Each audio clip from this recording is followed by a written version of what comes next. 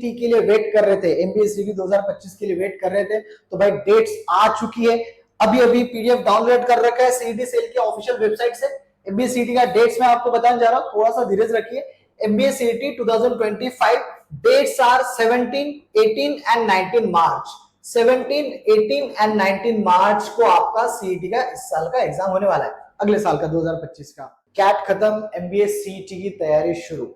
CET के बारे में हम इस वीडियो में बात करेंगे कि कैसे आगे चल के आपको सीईटी में एक अच्छा स्कोर लाने के लिए क्या टाइप का प्रिपरेशन करना होगा, स्ट्रेटजीज कैसे होंगी, कौन से टॉपिक पे फोकस करना है।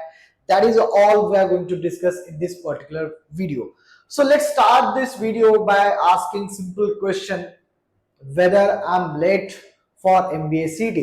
So बहुत बेसिक क्वेश्चन है जो सब लोग शायद से यही सोचते हैं कि भाई 3 महीने बचे हैं, so am I late for CT?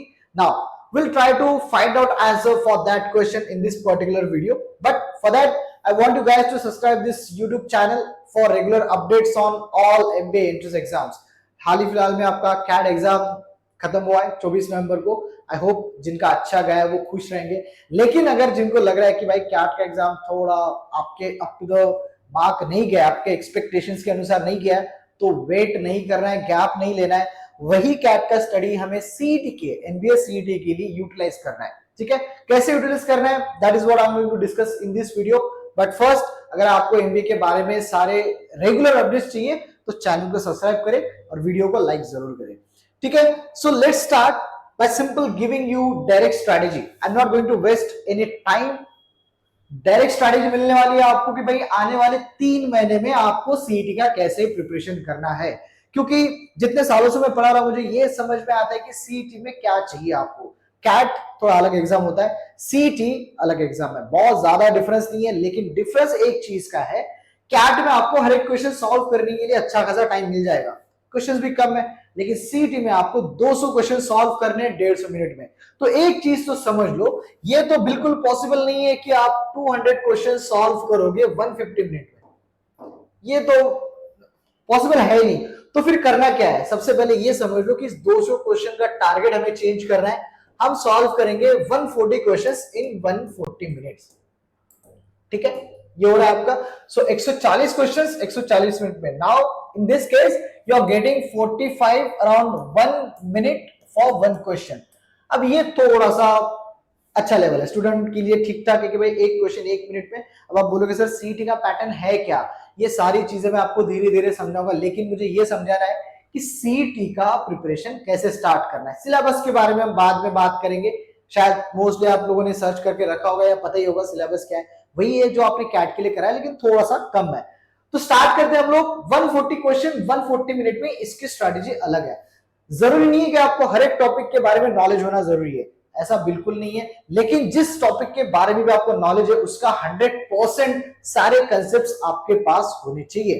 अब कंसेप्ट मतलब क्या, बस ये करके मत छोड़ना कि भाई मेरा प्रॉफिट एंड लॉस बहुत अच्छे से हो रहा है। ठीक है, you have studied all concepts in PN profit and loss. अब ऐसा है कि आप कोई भी क्वेश्चन सॉल्व कर पा रहे हो, ठीक है, अब 10 दिन तक आपने प्रॉफिट एंड लॉस को हाथ ही नहीं लगाया, तो क्या होगा, ultimately your time will be increase for solving question. आप बहुत टाइम लगाओगे सॉल्व करने में, तो स्पीड बढ़ाना है तो आपको हर एक टॉपिक डेली प्रैक्टिस करना पड़ेगा। मैं रिवीजन के लिए नहीं बोल रहा हूं, क्या करना है, जो टॉपिक किया उसके 2 से 3 क्वेश्चंस रेगुलर बेसिस पे सॉल्व करो। यही एक चीज है जो कंसिस्टेंटली आपको हेल्प करेगी सीईटी का स्कोर बढ़ाने के लिए। आने वाले वीडियोस में हम लोग बात करेंगे फ्यूचर में कि मॉक स्कोर कैसे बढ़ाए, मॉक का स्कोर कैसे बढ़ाना आपका, वो भी बात करेंगे। लेकिन ये चीज आप जान लो पहले कि भाई 140 अगर आपको स्कोर करना है जो आपका जीबीएमएस तक पहुंचा सकता है, तो आपको हर एक टॉपिक को रेगुलर रिवाइज करना है। तो कौन से टॉपिक है जो आपको रेगुलर रिवाइज करना है, जो भी आपके पास सिलेबस है वो मैं आपको बताता हूं कहां से करना है। एक बेस्ट बुक है मेरे पास, जो एक बुक आपको फोकस करना है, which is more than enough to prepare for your MBA CET, which will fetch you around 140 plus, that I am sure about. ठीक है, अब ये मैंने एक अच्छा खासा आस्क एमबीए के फैकल्टीज ने हम बैठ के प्रॉपर एक सिलेबस बनाया सीईटी के लिए। इतना भी अगर आपने अच्छा सा कर लिया, so I am promising you 140 plus. मैं मान के चल रहा हूं, अगर आपने इतना भी अच्छा खासा फोकस कर लिया, स्टडी कर लिया, तो 140 तो कहीं नहीं जा रहे आपके। लेकिन ये समझ लो कि बस ये सिलेबस नहीं है, ये रेगुलर प्रैक्टिस है। यहां से 3 महीने आपको डेली प्रैक्टिस करना है। अब ये थोड़ा समझने के लिए टाइम लगेगा कि सर एक बार परसेंटेज किया, 2 बार किया, 3 महीने कैसे करते रहो, लेकिन वही है, अगर आप कंटिन्यूस के क्वेश्चन सॉल्व करते रहोगे तो आपका स्टडी तो हो ही रहा है, क्या हो रहा है, आपका क्वेश्चन सॉल्व करने का टाइमिंग कम होते जा रहा है। जिस क्वेश्चन को आज आपको 5 मिनट लग रहे हैं एक क्वेश्चन के लिए, उसी क्वेश्चन का टाइमिंग हमें कम करना है। इसी क्वेश्चन को आपको कम से कम 30 सेकेंड्स टू 1 मिनट में हो जाना चाहिए। ये टाइमिंग चाहिए आपको 30 सेकेंड्स टू 1 मिनट, यही सीईटी रिक्वायर करती है। अब आप बोलोगे सर 150 क्वेश्चंस क्यों लिया यहाँ पे? 140 इसलिए कि 200 में से यहाँ पे जो 140 क्वेश्चंस है, यही क्वेश्चंस हमें इनिशियली टारगेट करने। अब कैसे करना है वो भी मैं आपको मॉक टेस्ट के टाइम पे समझा रहा हूँ कि कौन से क्वेश्चंस अटेम्प्ट करने।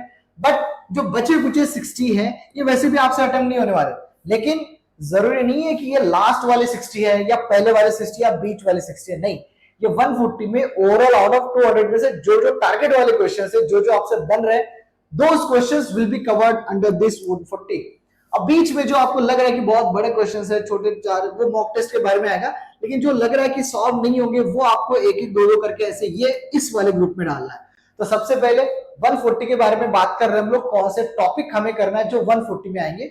बाद में 60 की बात करेंगे, भाई 60 में कौन से टॉपिक है जो सीईटी के लिए इंपॉर्टेंस नहीं रखता है, तो उसके लिए हम डायरेक्ट एक मैं वीडियो अपलोड कर दूंगा कि भाई सीईटी में ये वाले टॉपिक्स को हाथ भी मत लगाओ, जरूरी बिल्कुल नहीं है। कैट के लिए आपने स्टडी किया था, ठीक है, लेकिन सीईटी के लिए बिल्कुल जरूरी नहीं है।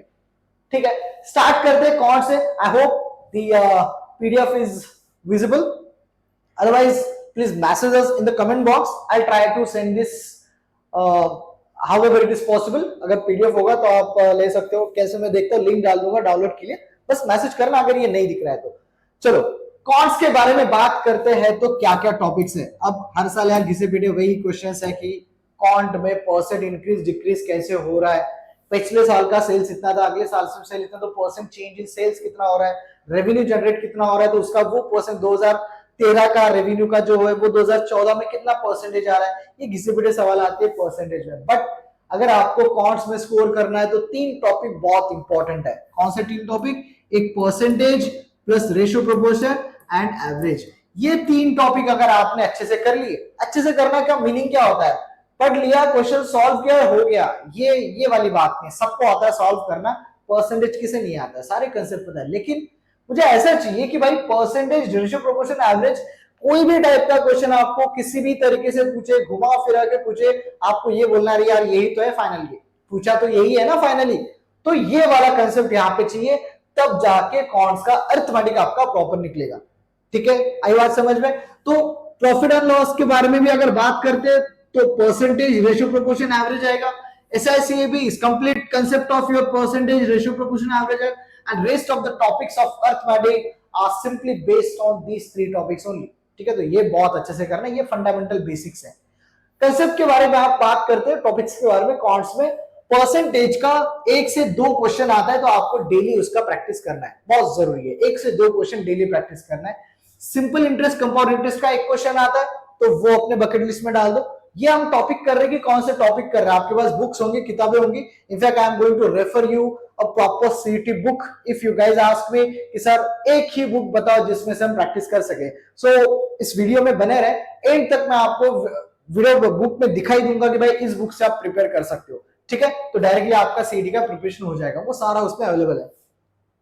Percentage, SICAB, profit and loss, this 3 are similar kind of topics, निर्भर करते हैं एक दूसरे पे, कैसे सॉल्व करना है। परसेंटेज समझा तो SICAB होगा, SICAB समझा तो आपका प्रॉफिट एंड लॉस निकलेगा। ठीक है, ये 3 चैप्टर बहुत इंपॉर्टेंट, जिसमें से आपको लगभग 4 से 5 क्वेश्चंस हर साल सीईटी में पूछे जाते हैं। ठीक है, आगे क्वाड्रेटिक इक्वेशन अलजेब्रा से आता है। अलजेब्रा मैंने यहाँ पे टॉपिक लिखा नहीं है, आप शायद से ढूंढ लोगे कि सर अलजेब्रा किधर है, अलजेब्रा तो बहुत इंपॉर्टेंट है, यही पे लिख के रखा है मैंने quadratic equation. So quadratic equation से आपको मिलते हैं डायरेक्ट 4 क्वेश्चन, 4 से 5 क्वेश्चन अगर क्वाड्रेटिक इक्वेशन से आ रहे हैं तो बहुत इंपॉर्टेंट है। ठीक है, उसके बाद मिक्सचर्स एलिगेशन, हाँ क्वाड्रेटिक इक्वेशन का शॉर्टकट्स है, बहुत इंपॉर्टेंट शॉर्टकट्स है, कैसे सॉल्व करना है इसका मैं वीडियो डालने वाला हूं। ये सारे टॉपिक्स के मैं जितना हो सकता है उतने वीडियोस डालूंगा, बट क्वाड्रेटिक इक्वेशन बहुत ज्यादा इंपॉर्टेंट बनता है as far as your CDS cancer. ठीक है। उसके बाद एक टॉपिक है मिक्सचर्स एंड एलिगेशन, इस पे लगभग 1 से 2 क्वेश्चन हर साल पूछे जाते हैं, 100% इस साल भी इस पे आने वाला है। टाइम एंड वर्क में 2 से 3 क्वेश्चन आ जाते हैं, एक तो फिक्स आने वाला, लेकिन इसमें 2 अलग अलग टॉपिक है, एक आपका टाइम एंड वर्क है और दूसरा आपका सीटी का पाइप्स एंड वर्क का इसमें आ रहा है। तो टाइम एंड वर्क अलग और पाइप्स एंड सिस्टम अलग, 2 टॉपिक हो रहे तो दोनों का एक एक क्वेश्चन, ठीक है। एक और टॉपिक बनता है आपका टाइम स्पीड डिस्टेंस, कैट में बहुत इसका आपने तगड़ा स्टडी किया है, वही स्टडी आपका सीडी में काम आने वाला है, ठीक है। सो मुझे ये बोलना है आपको कि कैट हो गया तो रुको मत, जो आपने एक शेड्यूल बना के रखा था, जो आपका स्पीड था वही स्पीड यहाँ पे मेंटेन करो, बस थोड़ा सा आपको अलग तरीके से करना है। वहां पे आप लोग हर एक क्वेश्चन सॉल्व करने का ट्राई कर रहे थे, यहाँ पे हर एक क्वेश्चन सॉल्व करने का ट्राई नहीं करना है, मुझे जो आ रहा है वो सॉल्व करके आगे बढ़ना है, क्योंकि 200 क्वेश्चंस है, 200 में से अगर आपने 130 भी सॉल्व कर लिए और बाकी चीजें अगर आपने तुक्का उक्का मार के 10 भी कर लिए तब भी 140 क्रॉस हो रहा है। तो स्कोर करना इजी है सीटी में, बस आपको एक प्रॉपर स्ट्रेटेजी चाहिए, and that is what I am trying to provide you. एक स्ट्रेटेजी सीटी लिए क्या हो सकती है। उसके बाद सिंप्लीफिकेशन के 5 से 4 क्वेश्चंस आते हैं डायरेक्ट। सिंप्लीफिकेशन क्या है, बॉड मॉसिबल तो पता ही है आप लोग को, ठीक है, लेकिन इतना भी इजी नहीं होगा, उसमें परसेंटेज होगा, उसमें मिक्स्ड नंबर्स रहेंगे, सब कुछ रहेगा, लेकिन 5 क्वेश्चंस उसके सीटी में हर साल आते हैं और बहुत इजी टाइप के होते हैं। ये मोस्टली बैंकिंग में बहुत ज्यादा पूछा जाता है, एसबीआई पीयू के एंट्रेंस में या आईबीपीएस के एंट्रेंस में, this kind of government exams usually ask simplification, क्योंकि बैंकिंग में वही ज्यादा रिक्वायर होता है, ठीक है। आगे बढ़ते हैं, मेंसुरेशन ज्योमेट्री का 1 से 2 क्वेश्चन आएगा। तो अगर आपको लग रहा है कि सर ज्योमेट्री मेंसुरेशन हमने कैट में भी तैयारी की थी लेकिन नहीं हो रहा है, तो ठीक है, कोई बात नहीं, 2 ही क्वेश्चन आ रहे, थोड़ा सा साइड में कर सकते हैं, लेकिन it will decide your score, entire score in quant. क्यों? क्योंकि हो सकता है परसेंटेज का क्वेश्चन आ ही ना, हो सकता है ऐसा ऐसे का क्वेश्चन ही ना आ जाए और ज्योमेट्री का आ जाए, तो स्किप करने के लिए मैं आपको ऑप्शन दे रहा हूं, वो रिस्क फैक्टर हो सकता है। क्यों? क्योंकि मेंसुरेशन और ज्योमेट्री इतना बड़ा टॉपिक है, इतना बड़ा चैप्टर है, उसमें से बिना क्वेश्चन आए तो सीटी का पेपर नहीं बनने वाला, तो कुछ ना कुछ तो क्वेश्चन उसमें से बनने वाले, ठीक है। सो इसके बारे में हम लोग थोड़ा बाद में बात करेंगे, ठीक है, इसके बारे में हम बात करेंगे। उसके बाद डेटा इंटरप्रिटेशन, जो 25 क्वेश्चंस आ जाते हैं हर बार, तो डेटा इंटरप्रिटेशन तो बहुत इंपॉर्टेंट है। हाँ, अगर आपने परसेंटेज रेशियो प्रोपोर्शन ये कर लिया तो ये तो आपका बनी जाएगा, क्योंकि इसमें पाई चार्ट, बार ग्राफ, फिर आपके मिक्स्ड और लाइन ग्राफ्स, ये सारे ग्राफ्स इसमें कवर हो जाएंगे। लगभग आप अगर आप मुझे पूछोगे सर 25 में स्कोर कितना हो सकता है, कम से कम 22 क्वेश्चन इसमें से आपके हो जाएंगे, लेकिन इसका स्ट्रैटेजी अलग है, सॉल्व करने का तरीका अलग है, दैट वी विल डिस्कस। ये हुआ काउंट की बात। तो जेन्युइन कितना इसमें स्कोर होना चाहिए, आउट ऑफ 50 कितना स्कोर होना चाहिए, ये बात की बात है, क्योंकि अब तक आपको मुझे सिलेबस समझाना है कि करना कैसे है, ये तो मॉक टेस्ट देने के बाद पता चलेगा कितना स्कोर आएगा। बात करते हैं लॉजिकल रीजनिंग की, सिलॉग्स जो बहुत इंपॉर्टेंट कंसेप्ट है, हर साल 5 क्वेश्चन डायरेक्ट पूछे जाते हैं, ARB, all ARB, some AR, not B, this kind of questions। तो हम इसे वेन डायग्राम से सॉल्व करते हैं। YouTube पे बहुत सारे इसके शॉर्टकट्स तिक्रम लगाए हुए हैं। I request you guys, please do not follow such things, क्योंकि इसका डायरेक्ट सिंपल कंसेप्ट है, चाहिए तो मुझे बोल दो, मैं वीडियो डाल दूंगा। नॉर्मल जो हमारा स्टडी वाला कंसेप्ट है यही फॉलो करेंगे, वेन डायग्राम वाला, वेन डायग्राम वाले कंसेप्ट करें ना हमने, ऐसे वाले, ये वाला, ठीक है, ऐसे वाले क्वेश्चंस। तो इसी टाइप से हम सिलॉग्स का कंसेप्ट समझेंगे, सिलोजिज्म का 50%, सच या झूठ, ऐसे वाले टॉपिक्स के पीछे ना पड़े और ज्यादा कंफ्यूजन हो सकता है, ठीक है। Second topic, inequalities. इनइक्वालिटी मतलब कौन सा, A less than B, B less than E, तो A और C का रिलेशन क्या है, टॉपिक्स आपको पता है, बस आपको प्रैक्टिस करना है, ठीक है। तो ये सारे टॉपिक्स, इनइक्वालिटी, उसके बाद direction sense and blood relation, input output, cubes and dice, उसके बाद series, analogy and missing figure, ये सब मिला के मैंने डाल रखा है। ये सीटी के पहले 2 से 3 टॉपिक है जो इंपॉर्टेंट है। उसके बाद एक critical reason, in fact CR is the topic of verbal I guess, but ये लॉजिक में पूछा जाता है क्योंकि लॉजिक बेस्ड होता है, बट जिसका वर्बल अच्छा है इसके 15 मार्क्स फिक्स है। तो उसमें क्वेश्चंस आते हैं स्टेटमेंट अजम्पशन जैसे, कंक्लूजन्स, डिसीजन मेकिंग, ये वाले क्वेश्चंस वहां पे आ रहे हैं। तो जिसका वर्बल अच्छा है उसका क्रिटिकल रीजनिंग अच्छा खासा निकल जाएगा। नेक्स्ट बात करते हैं कोडिंग डिकोडिंग की। इजी टॉपिक है यार, लेकिन हर साल थोड़ा नया नया पैटर्न देखने को मिलता है, बहुत ट्रिकी सवाल भी इसमें पूछे जा सकते हैं, लेकिन डुएबल है, 3 से 5 क्वेश्चंस इसमें आ सकते हैं। उसके बाद एक बड़ा इसमें एक सेक्शन है पजल के बारे में। भाई पजल की तो बात क्या करना, बहुत सारे पजल्स आते हैं इसमें, कम से कम आपको इस साल भी 3 से 4 पजल आएंगे जो आपको कम से कम 15 से 20 मार्क तो देके जाएंगे। लेकिन पजल एक अलग विषय है, कैसे करना है, क्या करना है, इसके बारे में हम अलग वीडियो बना सकते हैं, उसके बारे में बाद में बात करेंगे। लेकिन इतना जान लो, पजल में एक आध पजल ऐसे रहेगा जो आपको देखने में इजी लगेगा, अच्छा रहेगा, लेकिन सॉल्व करने में टाइम लेके जाएगा। तो वही आपको समझना है कि ये पजल करना है कि नहीं करना है। करने से पहले आपको सोच समझ के उसको उठाना है। लास्ट एक टॉपिक बचा इसमें रीजनिंग में, एब्स्ट्रैक्ट रीजनिंग। इसे हम नॉन वर्बल रीजनिंग भी बोल सकते हैं या तो विजुअल रीजनिंग भी बोल सकते हैं। डायग्राम्स के भरोसे इसके क्वेश्चंस आते हैं। बात करते हैं वर्बल रीजनिंग की। वर्बल में क्या क्या पूछा जा सकता है, हर साल के फिक्स्ड क्वेश्चंस है। सबसे पहले फिल इन द ब्लैंक्स। यहाँ पे आपको एरर में कुछ ब्लैंक्स रहेंगे, सेंटेंस आपको कंप्लीट करना है। It could be of your grammar और सेंटेंस कंप्लीशन वाले डायग्राम। वो सारे क्वेश्चंस इंपॉर्टेंट है। ग्रामर ये तो हर एग्जाम का स्टोरी है, ग्रामर तो पता ही होना चाहिए। हाँ, तो वर्बल के बारे में एक एडवाइस दे सकता हूँ, आप वर्बल बस स्टडी के तरह नहीं कर सकते, आपको पढ़ना पड़ेगा, न्यूज़पेपर पढ़ना पड़ेगा, नॉवेल्स पढ़ना पड़ेगा। If you guys are really good at reading, that will make sense to score in good in CET। तो अगर आप अच्छा पढ़ने में हो तो CET में स्कोर बढ़ने के चांसेस है। तो मैं ये नहीं बोल रहा हूँ कि भाई इतना कर लो तो वर्बल में स्कोर बढ़ जाएगा, नहीं, आपको पढ़ने में अच्छा होना चाहिए, ठीक है। रीडिंग स्किल थोड़े बढ़ाने पड़ेंगे। इसमें वोकैबुलरी आती है। वोकैबुलरी कोई टॉपिक नहीं है, वोकैब आपको होना चाहिए, कितना आपको नॉलेज है वर्ड्स के बारे में, ये तो इंपॉर्टेंट है। पैराजंबल सेंटेंस अरेंजमेंट ये इंपॉर्टेंट है, कम से कम 2 से 3 क्वेश्चंस आ जाते हैं, बढ़ भी सकता है 3 से 4 क्वेश्चन आ रहे हैं इसके। उसके बाद सिनोनिम एंटोनिम, फ्रेज रिप्लेसमेंट अलग अलग होता है, रिप्लेस करने के लिए क्वेश्चंस आते हैं। Odd one out and RC, इसके लगभग 10 क्वेश्चंस आते हैं। तो ये मिला के 50 क्वेश्चंस होते हैं। लेकिन टारगेट जो ये मैंने बना के रखा है, ये पूरे 50, 100 और 200 क्वेश्चंस के नहीं है, टोटल 200 क्वेश्चंस नहीं, ये मैंने वो टॉपिक निकाले हैं जिसपे अगर आप फोकस करें तो स्कोर बिल्कुल आपका बन सकता है, ठीक है।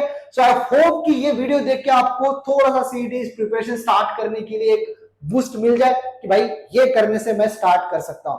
तो अगर आपको स्टार्ट करना है, बेसिक से बेसिक्स भी स्टार्ट करना है, तो परसेंटेज स्टार्ट कर लो, एसआईसी स्टार्ट कर लो, यहां से direction sense and blood relation start करो, यहां से ग्रामर से स्टार्ट करो। एक बार अगर आपने स्टार्ट कर लिया तो आई एम श्योर कि आप धीरे धीरे मॉक टेस्ट पे आते जाओगे। तो आपका टारगेट होना चाहिए कि 1 महीने बाद आप मॉक टेस्ट पे आ जाओ, क्योंकि mock test is ultimate target, ठीक है। तो आस्क एमबीए पे हम लोग मॉक टेस्ट भी आपको अवेलेबल करते हैं। आप वेबसाइट पे जाके चेक कर सकते हो कि सीईटी के लिए कैसे आपको मॉक टेस्ट अरेंज किए हुए, वहां पे आप जाके जो भी प्रोडक्ट है वो परचेस कर सकते हो। लास्ट में बात कर दे कि ये सर सिलेबस करना तो है, लेकिन किससे करें, क्या आप सजेस्ट कर सकते हो। तो स्टडी मटेरियल तो बहुत, सब कुछ, हजारों जगह स्टडी सब कुछ अवेलेबल है, कहीं भी आप कुछ भी फोकस कर सकते हो, कुछ भी रेफर कर सकते हो। लेकिन हमने आस्क एमबीए के फैकल्टीज ने मिलकर एक बुक बनाया, यहाँ पे सीईटी का, एमबीए का सब कुछ एक ही किताब में हमने थोड़ा सा कंपाइल कर रखा है। थोड़ी सी मोटी हो गई है शायद से, लेकिन ठीक है, क्योंकि सीईटी बहुत बड़ी एग्जाम है, जेबीएमएस के कॉलेज आपको देखे जा रहा है। तो इसमें हमने सारे टॉपिक वाइज कंसेप्ट प्लस उसके क्वेश्चंस कैसे सॉल्व करते हैं इसका पूरा मेथड दिया हुआ है, सॉल्व करने के क्वेश्चंस के सब कुछ तरीका दिया हुआ है, प्लस इसमें प्रीवियस ईयर के क्वेश्चंस भी हमने डाल रखे और कौन से साल में कितने क्वेश्चंस, कौन से टॉपिक क्या है ये वाले साल में, ठीक है। हाँ, तो ये मैं आपको दिखा रहा था, ये आपका एक नॉन वर्बल रीजनिंग वाला क्वेश्चंस बन सकता है, जिसे मैंने यहाँ पे लिखा है एब्स्ट्रैक्ट रीजनिंग। इसके 25 क्वेश्चंस आते हैं, कम से कम 22 क्वेश्चंस निकलेंगे। तो इसमें सारे उसके टाइप्स दिए हुए। सो अगर आपको बुक चाहिए, you have to message us, और otherwise you can directly contact us through website और also the numbers are given, right. So I hope इतना सफिशिएंट होगा सीईटी का तैयारी करने के लिए।